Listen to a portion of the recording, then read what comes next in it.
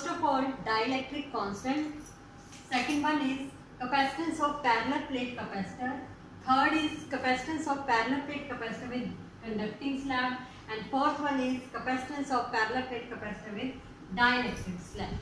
Clear? So one by one करके हम discuss करने जा रहे हैं. सबसे पहले डाइलेक्ट्रिक कांस्टेंट क्या होता है. जैसे कि हमने एक वीडियो में डाइलेक्ट्रिक कांस्टेंट के बारे में पढ़ा था, बट डाइलेक्ट्रिक कांस्टेंट की कोई एक पर्टिकुलर डेफिनेशन नहीं होती. इसकी 4 डेफिनेशन बन सकती हैं. वो चारों ही हम अभी डिस्कस करने जा रहे हैं. स्टार्टिंग में हमने एक कूलम फोर्स के बारे में किया था. कूलम फोर्स का फॉर्मूला जो था that is F is equal to 1 by 4 pi epsilon naught Q1 Q2 upon R square. ये एप्सिलॉन नॉट को क्या बोला जाता था? Electrical permittivity. तो फर्स्ट डेफिनेशन जो डाइलेक्ट्रिक कांस्टेंट की इलेक्ट्रिकल परमिटिविटी को लेके ही बनती है, वो क्या बनती है? डाइलेक्ट्रिक कांस्टेंट एक कांस्टेंट है जिसे K से रिप्रेजेंट करा जाता है. इसकी जो फर्स्ट डेफिनेशन है that is it is a ratio of electrical permittivity in medium to the electrical permittivity in free space. It is a ratio of electrical permittivity in medium to the electrical permittivity in free space. Clear? अब जो इसकी second definition बनती है dielectric constant की, आप ये भी लिख सकते हो. देखिए, इलेक्ट्रिकल परमिटिविटी और फोर्स के आपस में इनवर्सली प्रोपोर्शन में है. तो आप इसकी सेकंड डेफिनेशन फोर्स से रिलेटेड दे सकते हो. That is, it is a ratio of force of interaction between two charged particles in vacuum to the force of interaction between two charged particles in medium. Clear? क्योंकि inversely है तो इधर medium ऊपर आएगा, इधर medium नीचे आएगा. Third, हमने इलेक्ट्रिक फील्ड के बारे में हमने पढ़ा था एक कंसेप्ट एक वीडियो में. तो इलेक्ट्रिक फील्ड भी इससे रिलेटेड इसकी डेफिनेशन बन सकती है, इलेक्ट्रिक फील्ड को रिलेटेड भी. तो वो क्या बनेगी? Electric field in free space to the electric field in medium. Clear? और जो चौथी डेफिनेशन है that is related to capacitance. हमने लास्ट वीडियो में कैपेसिटेंस के बारे में करा था. तो कैपेसिटेंस भी एक कांस्टेंट था, Q is equal to CV को लेके C एक कैपेसिटेंस कांस्टेंट था. तो इसको रिलेटेड भी हम डाइलेक्ट्रिक कांस्टेंट मेंशन कर सकते हैं. वो क्या डेफिनेशन बनेगी इसकी? It is a ratio of capacitance of parallel plate capacitor in medium to the capacitance of parallel plate capacitor in vacuum. Clear? तो ये 4 डेफिनेशन डाइलेक्ट्रिक कांस्टेंट की बनती हैं. आप चारों में से एग्जाम में कोई भी एक लिख दो तो आपका वो आंसर करेक्ट होगा. क्लियर? तो नोट डाउन. ओके, नाउ हम अपने नेक्स्ट आर्टिकल की तरफ चलते हैं. जो नेक्स्ट आर्टिकल है अपना that is capacitance of parallel plate capacitor. जब हम 3 आर्टिकल डिस्कस करेंगे वो तीनों ही एग्जाम सेशन के लिए बहुत ज़्यादा इंपॉर्टेंट है. तो जो पहला आर्टिकल है दैट इज कैपेसिटेंस ऑफ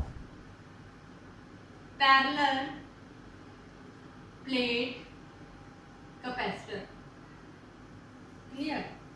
जो दूसरा आएगा that is capacitance of parallel plate capacitor with conducting slab and third one is dielectric slab. अब इन तीनों आर्टिकल्स को करने के लिए हम कुछ फॉर्मूले पहले से ही डिस्कस कर लेते हैं जो कि हमने लास्ट वीडियोस में डिस्कस कर चुके हैं. दैट इज कैपेसिटेंस के अंदर इलेक्ट्रिक फील्ड कितनी होती है? कोई भी अगर पैरेलल प्लेट कैपेसिटर है उसके अंदर इलेक्ट्रिक फील्ड कितनी होती है? That is sigma by epsilon not. ये हम कर चुके हैं, सिग्मा बाय एप्सिलॉन नॉट.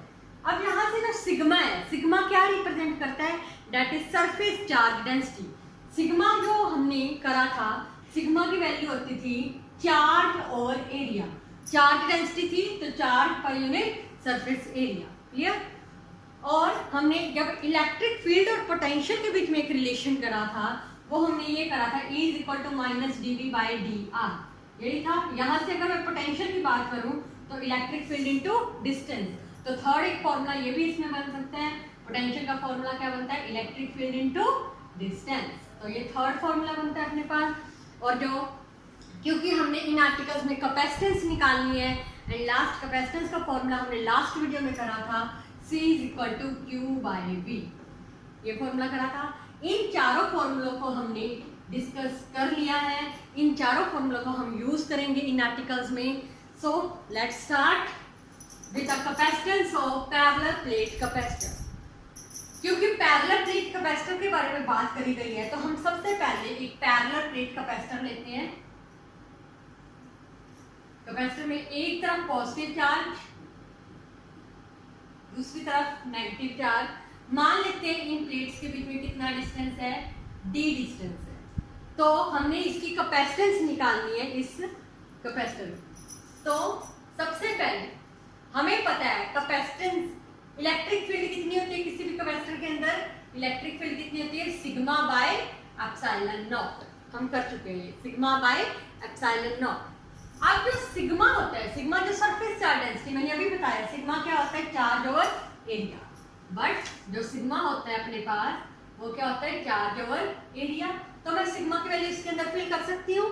तो इसमें फिल करेंगे तो इलेक्ट्रिक फील्ड मेरे पास बन जाएगी sigma over charge over area into epsilon not. Clear? Now the third formula is potential. Potential का फॉर्मूला जो होता है वो था V is equal to electric field into distance. Electric field into distance कितना है पैरेलल प्लेट्स के बीच में, D। तो मैं यहाँ D मेंशन कर सकती हूँ। ऊपर से E की वैल्यू यहाँ फिल कर देते हैं, कितनी आएगी, Q A एप्सिलॉन नॉट, साथ में क्या पड़ा है, D। ये मेरे पास क्या आ गया, पोटेंशियल। क्योंकि हमने कैपेसिटेंस निकालनी है तो कैपेसिटेंस का लास्ट फॉर्मूला कैपेसिटेंस का क्या था, चार्ज ओवर पोटेंशियल। कैपेसिटेंस का फॉर्मूला था चार्ज ओवर पोटेंशियल। तो यहाँ पे अगर मैं फिल करूँ पोटेंशियल की वैल्यू जो मैंने अभी अभी फाइंड करी है, QD over A epsilon not, QD over A epsilon not. ऊपर चला देगा, Q से Q कट रहा है तो C की वैल्यू आ गई A epsilon not over D। This is your result. ये कितनी, किसकी कैपेसिटेंस आ गई, पैरेलल प्लेट कैपेसिटर की कैपेसिटेंस आ गई। क्लियर? सबसे पहले इलेक्ट्रिक फील्ड भरी, फिर हमने सरफेस चार्ज डेंसिटी ली। सरफेस चार्ज डेंसिटी क्या होती थी, चार्ज ओवर एरिया, मैंने इसमें फिल कर दी। फिर पोटेंशियल का फॉर्मूला लिया, देन कैपेसिटेंस का। ओके, हमारा जो रिजल्ट आया कैपेसिटेंस का, A epsilon A into area into electrical permittivity upon distance. ये हम साइड पे मेंशन कर लेते हैं ताकि अगर हमें जरूरत पड़े तो हम इसे यूज कर सकते हैं नेक्स्ट आर्टिकल। ये किसकी कैपेसिटेंस है, parallel plate capacitor. Clear? Okay,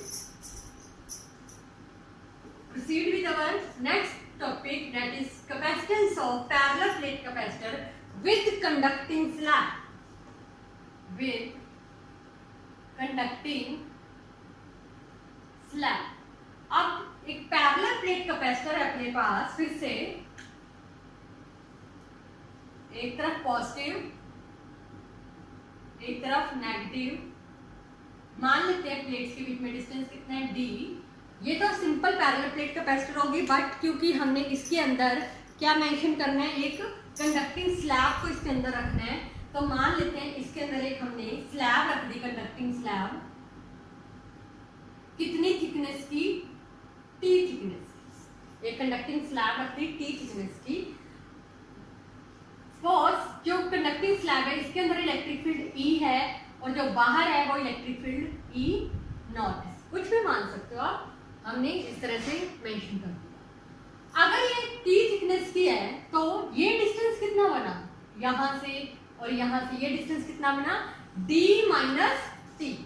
clear? ये हम यूज करेंगे। ओके, हमने लास्ट वीडियो में मेंशन रिजल्ट देखा था कि किसी भी कंडक्टर के अंदर इलेक्ट्रिक फील्ड कितनी होती है, 0।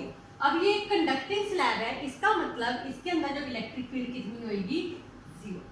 क्लियर? Now start.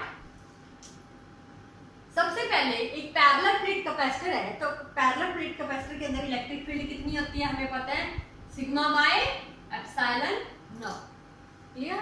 बट जो सिग्मा होता है सरफेस चार्ज डेंसिटी, वो क्या होता है, चार्ज ओवर एरिया। हम इसमें फिल कर देंगे तो हमारे पास E कितना आ जाएगा, charge over area into epsilon not. Clear? Third formula था अपने पास पोटेंशियल का।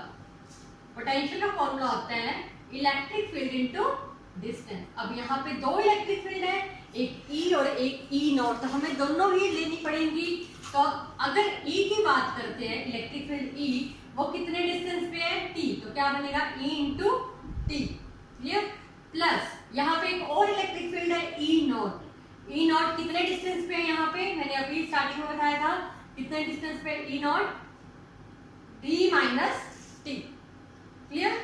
बट इलेक्ट्रिक फील्ड कंडक्टर के अंदर कितनी होती है, जीरो, तो हम यहाँ पे जीरो फिल कर देंगे। ई की value zero into T plus E not D minus T as it is लिख देंगे। तो अपने पास यहाँ पोटेंशियल की वैल्यू कितनी बन गई, E not D minus t. But E naught की वैल्यू हमने फाइंड कर रखी है, यहाँ पे हम नॉट ले लेते हैं। तो ई नॉट की वैल्यू यहाँ पे कितनी आ जाएगी, Q over A epsilon not D minus T. ये ई नॉट इसलिए मेंशन करा क्योंकि ये पैरेलल प्लेट कैपेसिटर की इलेक्ट्रिक फील्ड है जो कि हमने ई नॉट मानी थी। तो क्लियर, ये हमारे पास पोटेंशियल आ गया। बट फाइनली रिजल्ट में हमें जो कैपेसिटेंस फाइंड करनी है, तो कैपेसिटेंस का फॉर्मूला जो होता है, कैपेसिटेंस का फॉर्मूला होता है charge over potential. Charge over potential की वैल्यू कितनी आई अपने पास, q d minus t A epsilon naught. Q से क्यू कट हो रहा है, तो यहाँ से मेरे पास कैपेसिटेंस कितनी आ गई, ए epsilon not over D minus t. Clear, this is your result. But एक स्टेप और आप कर सकते हो कि अगर हम यहाँ पे ए एप्सिलॉन नॉट, यहाँ से अगर मैं डी कॉमन लेती हूँ, तो मेरे पास अगर डी कॉमन लेने से यहाँ पे क्या आ रहा है, 1 माइनस टी बाई डी। यार ये जो चीज है, ये वाली चीज, ये आप फाइंड कर चुके हो स्टार्टिंग में। पैरेलल प्लेट कैपेसिटर, उसके अंदर कोई स्लैब नहीं थी, वो एक बिहेव कर रहा था वैक्यूम की तरह। तो हम इसे सी नॉट में मेंशन कर सकते हैं क्योंकि वैक्यूम की तरह है।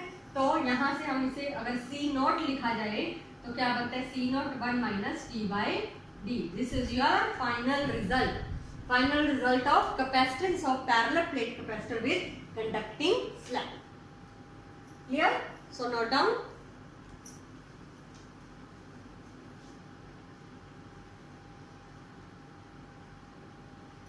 Okay. Now proceed with our last topic, that is capacitance of parallel plate capacitor with dielectric slab। अभी हमने conducting slab के बारे में पढ़ा, अब हम करेंगे dielectric slab।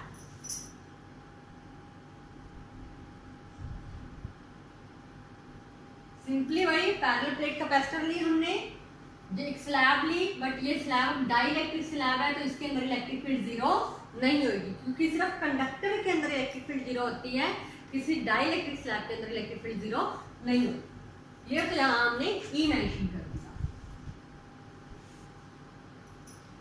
So let's start. सबसे पहले कैपेसिटर के अंदर इलेक्ट्रिक फील्ड कितनी होती है, सिग्मा बाय एप्सिलॉन नॉट।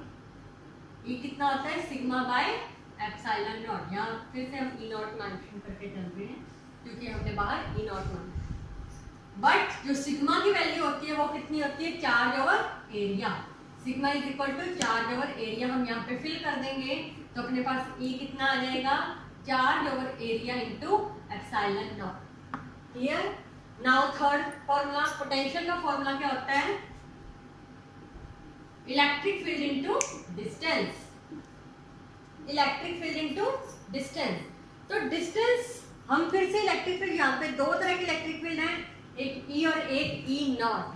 तो ई इंटू ई कितने डिस्टेंस पे थी, टी, प्लस ई नॉट कितने डिस्टेंस पे है यहाँ पे, डी माइनस टी।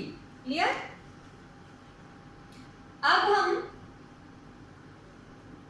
यहाँ पे इलेक्ट्रिक फील्ड जीरो नहीं है, क्लियर, बट हमारे पास ई नॉट की वैल्यू यहाँ पे ई पड़ा है, यहाँ ई नॉट पड़ा है। एक हमने डाइलेक्ट्रिक कांस्टेंट के बारे में करा, स्टार्टिंग में करा। डाइलेक्ट्रिक कांस्टेंट की एक वैल्यू ये भी होती है अपने पास इलेक्ट्रिक फील्ड को लेके,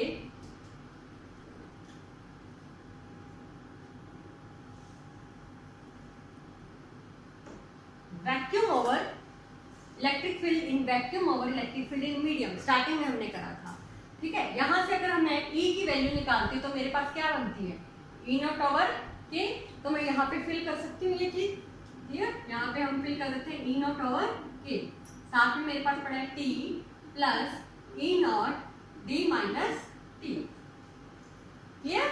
यहाँ से ई नॉट कॉमन आ रहा है, ई नॉट मैंने कॉमन निकाल लिया, मेरे पास आ गया T/K plus D minus T।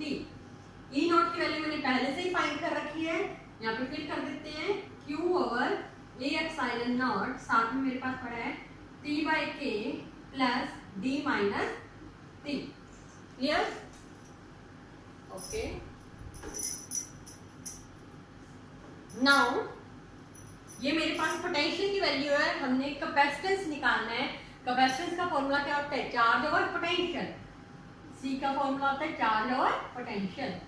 Charge over potential, potential मेरे पास कितना आया, ये वैल्यू मैं यहाँ पे फिल कर देती हूँ। Q/A एप्सिलॉन नॉट, साथ में मेरे पास पड़ा था T/K plus D minus T। Clear? Q से Q कट रहा है तो मेरे पास आ गया A एप्सिलॉन नॉट, नीचे देखिए D minus T plus T/K पड़ा है मेरे पास। इन दोनों में से T कॉमन आ सकता है, T मैंने अगर कॉमन ले लिया तो अंदर रहेगा मेरे पास 1 minus 1/K। Here this is your final result of capacitance of parallel plate capacitor with dielectric sludge। Clear? आज के वीडियो में हमने क्या किया, एक डाइलेक्ट्रिक कांस्टेंट के बारे में करा। डाइलेक्ट्रिक कांस्टेंट 4 तरह की डेफिनेशंस देता था, चारों हमने डिस्कस करी। फिर हमने capacitance of parallel plate capacitor करा, फिर capacitance of parallel plate capacitor with conducting slab करा, एंड लास्ट में capacitance of parallel plate capacitor with dielectric slab. ये तीनों ही आर्टिकल्स एग्जाम सेशन के लिए वेरी इंपॉर्टेंट, सो अच्छे से नोट कर लेना। अगर कोई डाउट हो तो कमेंट बॉक्स में प्लीज लिखें। Thank you.